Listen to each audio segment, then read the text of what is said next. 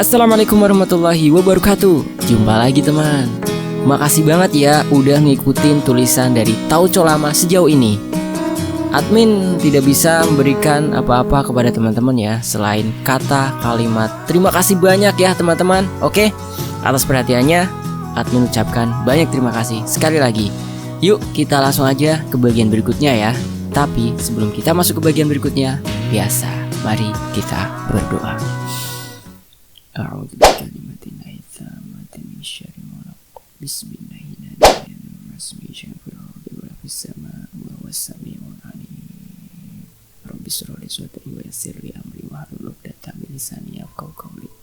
Allahumma sholli ala sayyidina Muhammad. Oke, kita masuk ke bagian berikutnya.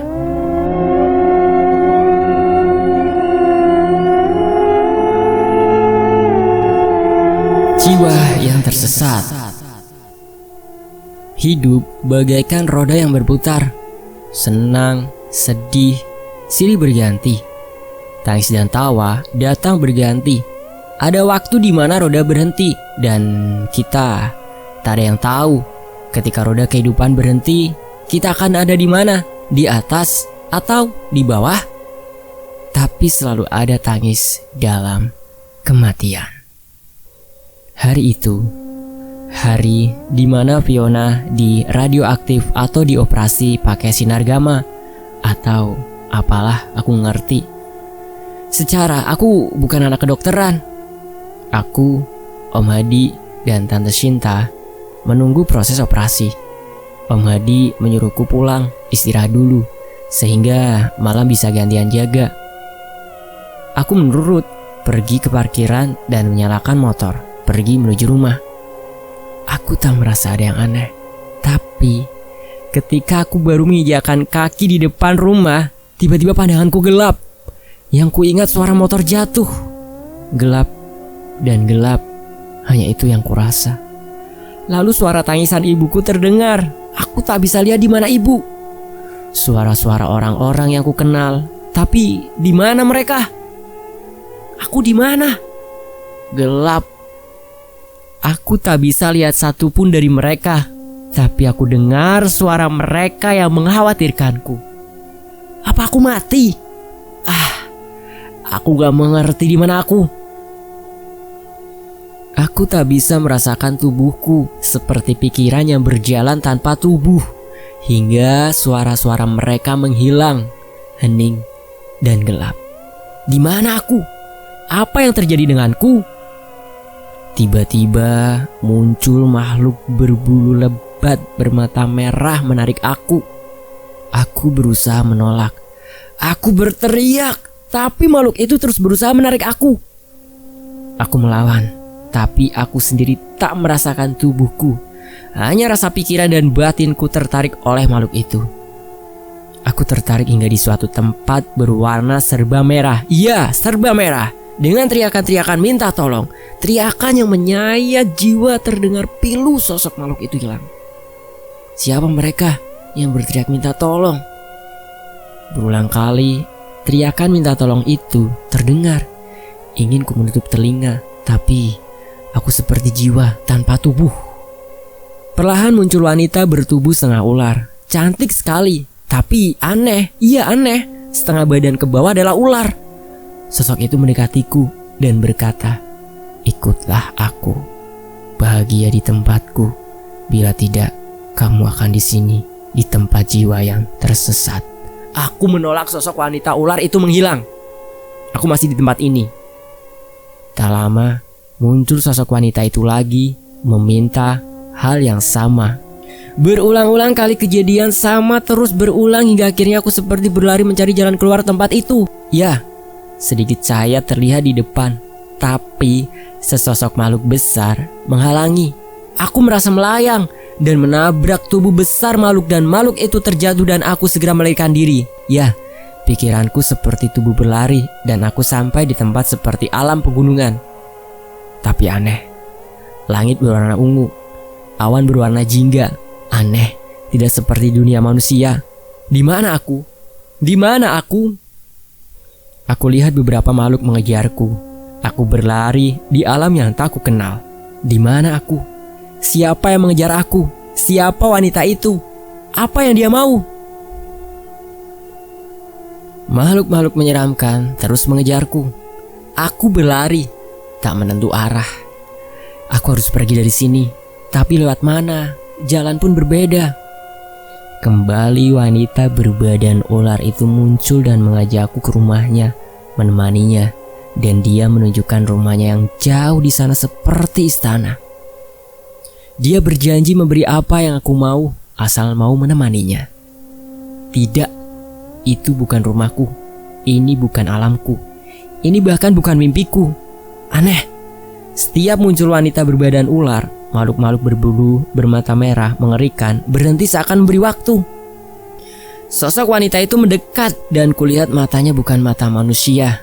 Bila bola mata manusia yang tengah berbentuk bulat, ini berbentuk oval tegak dari atas ke bawah, seperti mata kucing.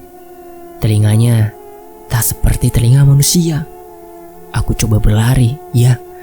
Aku yang hanya jiwa tanpa tubuh berlari, atau lebih tepat melayang-layang mencari jalan keluar. Hingga keputusasaanku membuatku terdiam. Semua makhluk yang mengejarku mendekat, begitu pula sosok wanita itu. Aku terdiam, berdoa, mohon diberi pertolongan. Hatiku berteriak ingin bertemu ibuku.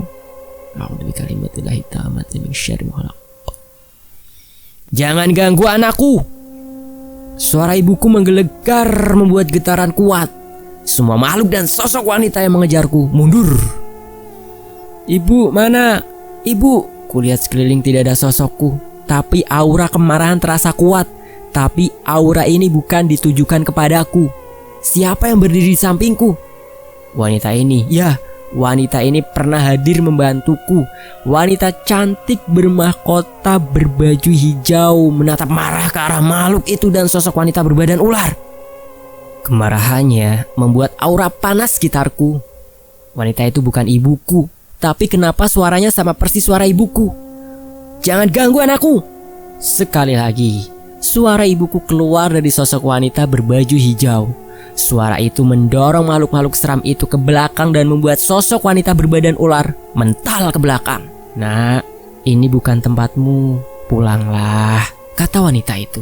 Ibu, aku berteriak dan aku terbangun. Di mana ini? Ini kamarku, kasurku. Ibuku masuk kamar dan memelukku sambil menangis. Dan kulihat kakakku masuk kamar. Ibu, aku di mana? Kataku. Di rumah, nak. Alhamdulillah kamu sudah sadar. Ibu, aku lapar. Tiba-tiba aku merasa sangat lapar. Iya nak, ibu ambilkan. Aka, jangan bikin takut ibu dan teteh seperti ini lagi, kata Teh Ida. Kak, apa yang terjadi denganku? Kamu tak sadarkan diri sudah 5 hari. Dokter angkat tangan, tak tahu penyebabnya. Selama itu kah aku tak sadar? Perasaan aku hanya hitungan jam di alam lain. Di alam lain hanya beberapa jam, padahal di alam dunia ini 5 hari. Gimana teman-teman? Komentarnya? Oke, lanjut. Ibuku datang membawa makanan. Aku makan dengan lahap, bahkan habis 2 piring. Suara pintu diketuk, Teh Ida keluar kamar. Tak lama, Teh Ida masuk kamar dengan Tante Shinta yang langsung memelukku dan kemudian menelpon Om Hadi. Aku jadi teringat Fiona. Bagaimana kabar Fiona? Tante Shinta seperti mengerti. Dia memberikan HP-nya ke aku sambil memberi kode HP-nya sedang menelpon. Halo? Aka kemana aja? Katanya janji mau nemenin aku. Kok gak muncul? Sebel ah, suara Fiona. Aku sakit, kataku. Ah, gak mau tahu, pokoknya kesini, kata Fiona. Tante Shinta memberi isyarat meminta HP-nya. Tante seperti memberi penjelasan pada Fiona keadaanku. Selesai menelpon, Tante Shinta bilang mereka semua tidak bilang keadaanku sebenarnya pada Fiona, takut mengganggu proses penyembuhan Fiona. Tanganku meraba kasur. Kenapa ada bunga? Dan kulihat banyak bunga kantil tersebar di kasurku. Aku menanyakan, kenapa banyak bunga kantil di kasurku? Ibu dan Teh Ida terheran-heran, padahal kasur ini asalnya bersih. Aku mencoba bangkit dari kasur, tapi tubuhku serasa lemas. Ibuku menyuruhku tiduran saja.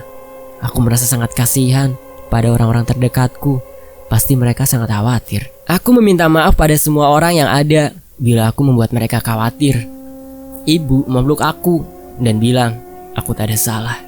Teh Ida menelpon Pak Karim, orang pintar kenalan Mas Indra, yang beberapa hari yang lalu mencoba mengobatiku. Teh Ida ingin memastikan aku sudah kembali seperti sedia kala.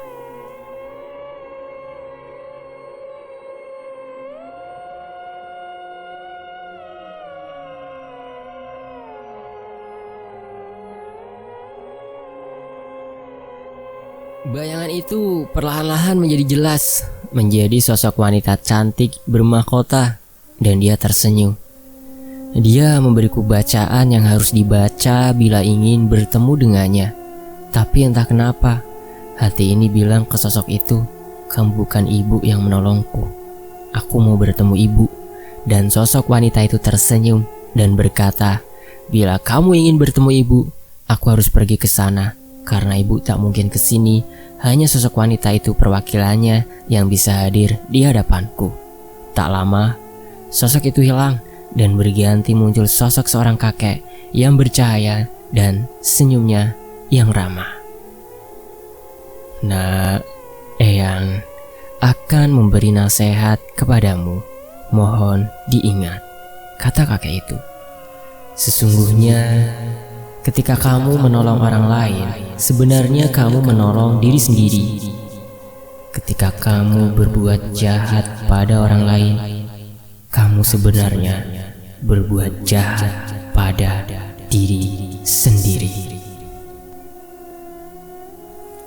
Kamu harus handap asor, merendahkan diri, karena di atas langit ada langit.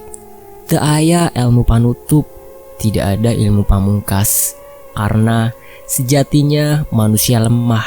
Buktinya, kamu tak bisa keluar dari alam sana tanpa bantuan yang lain. Ulah kasarapan rupa jengka samaran tenjo, harus waspada, bisa membedakan sosok yang datang pada kamu. 3 sosok wanita bermahkota sudah menemui kamu, maka kamu harus tahu siapa mereka, mana yang baik dan mana yang jahat. Kamu harus bisa mengendalikan sir dalam hati, karena sesungguhnya musuh terberat adalah hawa nafsu. Musuh terberat adalah hawa nafsu. Musuh terberat adalah hawa nafsu atau sir, yaitu hasrat, rasa yang terbesit dalam hati. Ingat kisah Nabi Musa dan Nabi Khidir. Bahkan Nabi Musa tak mampu mengikuti Nabi Khidir. Tapi kemuliaan bukan karena kesaktian, tapi karena keimanan. Ingat kisah pendahulu kita, Raden Kian Santang yang sakti mandraguna, Satria Pinilih tanpa tanding karena merasa sakti dan sudah tidak ada lawan di negeri ini. Dia mencari sosok Ali yang katanya lebih sakti. Ketika di tengah perjalanan, ia ketemu seorang tua. Raden Kian Santang meminta orang tua itu menunjukkan Ali, dan orang tua itu akan memberitahu di mana Ali apabila Raden Kian Santang mampu mencabut tongkat yang ditancapkan ke tanah. Maka dicoba oleh Raden Kian Santang mencabut tongkat itu. Seluruh kesaktian Raden Kian Santang tak mampu mencabut tongkat itu, dan ternyata orang tua itu adalah Ali sendiri, dan kemudian mengajarkan agama pada Raden Kian Santang. Sesungguhnya manusia adalah lemah, hanya pertolongan Allah Subhanahu wa Ta'ala yang bisa menyelamatkan manusia. Ingat pula ketika kamu di alam sana melihat orang-orang yang minta tolong, sesungguhnya mereka adalah jiwa-jiwa yang tersesat, orang-orang yang menjalin perjanjian dengan jin, dan sesungguhnya jin-jin itu akan lebih membawa mereka dalam kesesatan. Ngaji jiri pertama adalah ketahui, kemudian mengerti, kemudian pahami, lalu laksanakan apa yang kamu ketahui, mengerti, dan pahami. Kata kakek itu kemudian menghilang. Sebenarnya siapa sosok yang mengaku yang itu? Sebenarnya ingin aku bertanya banyak hal yang ku tak mengerti. Aku ingin bertanya, siapa engkau yang dan kenapa berbicara seperti itu. Mungkin juga Eyang ingin memberitahu hikmah di balik kejadian-kejadian yang menimpa kepadaku. Aku hanya bisa merenung dan coba pahami. Mungkinkah jiwa yang tersesat adalah mereka yang melakukan pesugihan, melakukan perjanjian dengan jin untuk kekayaan, atau mereka yang melakukan perjanjian terlarang dengan jin untuk mencelakakan manusia?